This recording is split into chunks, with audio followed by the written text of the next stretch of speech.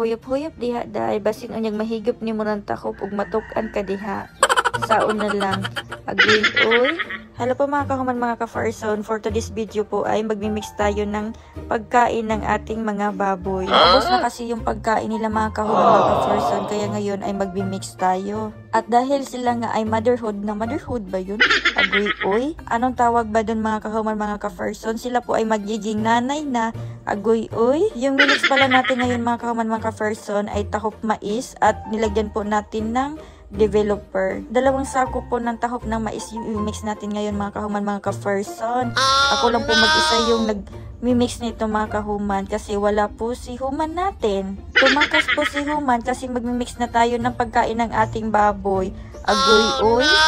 Umuwi na po yung human natin mga ka-farson kasi may asikasuhin pa po siya sa kanila. Kaya tayo muna ngayon ang mag-mix ng ating pagkain ng baboy. Dati talaga mga kahuman mga ka-farson, yung mama ko talaga yung nagmi-mix nito. Pero ngayon na nandito na ako, sinabi ko na kay mama na ako na muna yung magmi-mix. Para naman alam ko kung paano gawin. At saka hindi talaga easy ang mag-mix nito kasi nakakangalay din sa mga braso. Kahit sobrang laki po ng mga braso ko mga kahuman mga ka-farson ay nangangalay pa din po ito.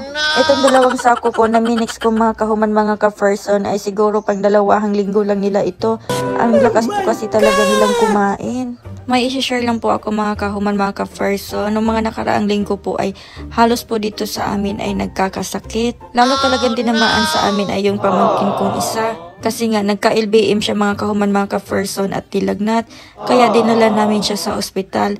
5 araw po kami nag-stay doon kaya hindi kami masyadong nakakapag-upload kanila Momo at FJ. At talagang kakauwi lang namin mga kahuman mga. At ayun na nga mga kahuman mga ka-farson, halos nga kami dito ay nagkakasakit.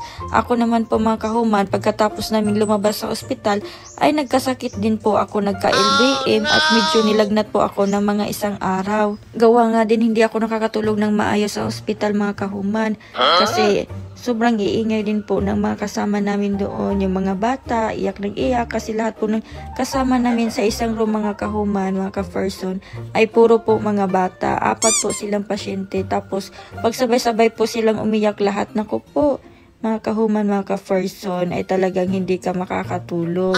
Napapatawa na lang nga kaming mga tagabantay kasi tuwing may mga nurse na pumapasok sa kwarto namin ay talagang mag-iiyakan na yung mga bata. Natatakot na pala sila sa mga nurse. Baka injika na naman daw sila ulit. Kaya ayun, tuwing lumalabas yung mga nurse, kanya-kanya na yan sila ng expression sa mga mukha.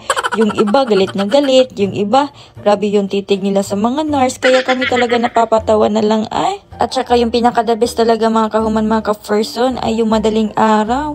Kung saan ka napatulog ay doon din sila mag-iiyakan. Kaya hindi talaga ako nakatulog doon ng maayos mga kahuman mga ka-farson. Kaya din siguro ako nagkasakit. Agoy, oy.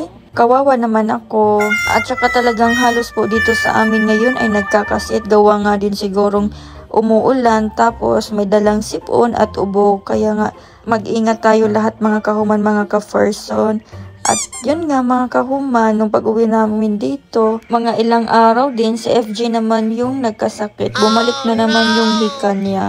Ayaw na ayaw ko talagang hinihika si FJ mga kahuman mga ka-farson kasi talagang naawa ako sa kanya, pero kahit anong ingat ko po sa kanya ay talagang hinihika po talaga siya. Lalo na ngayon dito sa amin, medyo malamig yung panahon kasi nga 2 araw nang umuulan at sumabay pa yung hika niya. Kaya ngayon, yung ginawa ko, hiniwalay ko muna silang 2 ni Momo kasi pag magkasama din sila ni Momo mga kahuman mga ka-farson ay nilalaro din talaga siya ni Momo. Kaya ngayon, pinaghiwalay ko muna silang 2 para naman makapagpahinga ng maayos si FJ kasi tuwing magkasama talaga sila ay kahit masama yung pakiramdam ng isa ay talagang nilalaro ni Momo. Ewan ko baka Momo na to. Minsan nga nababatukan ko talaga si Momo mga kahuman mga ka-farson. Kasi sobrang kulit po talaga ni Momo. Kahit ilang beses mo pa siyang sawayin ay naku, hindi nakikinig. At ayun lang nga mga kahuman mga ka-farson. Sana ay gumaling na yung FJ natin. Ipag-pray niyo po siya mga kahuman mga ka-farson na gumaling na po siya. Pangalawang sako na pala itong mga kahuman mga ka-farson. At malapit na po tayong matapos. Konting tiis na lang po, agoy-oy. Kailangan na po talaga nating kumayod mga kahuman, mga ka-Ferson. Kasi nga, yun nga yung sinabi ko sa inyo, naghihingalo na po yung ating bulsa. Kung dati-dati po mga kahuman, mga ka-Ferson ay pera lang po at baso yung hinahawakan natin sa abroad. Ngayon po dito sa Pilipinas ay aba kung ano-ano na lang, kung basta pwedeng hawakan. Kaya kailangan talaga nating dumiskarte kasi wala na po tayo sa abroad. Sa mga nagtatanong naman kung saan mas maganda, dito ba or sa abroad, ay syempre, depende naman kasi sa sitwasyon or sa workplace mo mga kahuman, mga ka-Ferson. Hindi naman talaga lahat ng nasa abroad ay masarap yung buhay.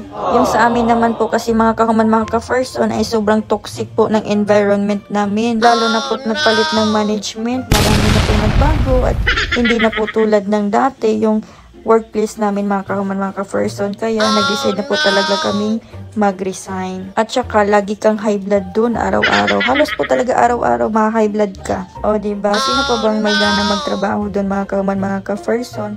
Kung ganun ka talaga ka-toxic yung environment mo, talagang magkakasakit ka lang. Kaya nag-decide talaga kaming mag-resign at umuwi na lang dito sa Pilipinas. At least dito kahit na maliit lang yung kita, may peace of mind ka pa din. At saka kahit konti lang yung kinikita mo, at least masaya ka at ayun nga, may peace of mind. Naging masaya naman po kami sa dati naming company mga kahuman, mga ka-Ferson, dun pa po sa old management. Kaya yun nga, yung sinabi naming nagbago yung management ay talagang para bang nawala yung sigla ng company. Kaya ayun nga mga kahuman, mga ka-Ferson, nag-decide na lang talaga kaming mag-resign at umuwi dito sa Pilipinas. Kahit pa ganito-ganito lang, at least masaya kasama mo pa yung pamilya mo. At ayun lang po mga kahuman, mga ka-Ferson, madami na pala akong nasabi. Thanks for watching mga kahuman, mga ka-Ferson.